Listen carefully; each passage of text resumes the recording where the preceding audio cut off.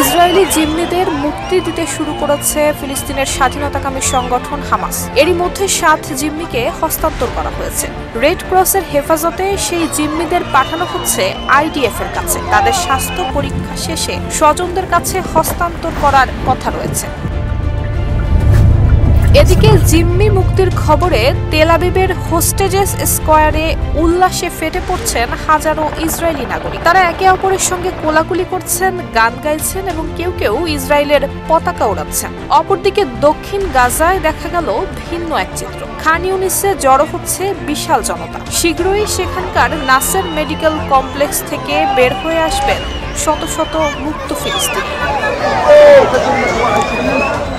Israeli সংবাদ মাধ্যমগুলো বলছে যে 7 জিম্মিকে মুক্তি দেওয়া হয়েছে তারা হলেন যমজ সন্তান গালি এবং জিফ বারমান, মাতান অ্যাংরেস্ট, অ্যালেন ওহেল, ওমরি মিরান, এইতান মোর এবং গাই গিলবোয়া দালাল। ওয়ালটন এখন দেশের সীমানা পেরিয়ে পৌঁছে গিয়েছে 50টিরও বেশি দেশে।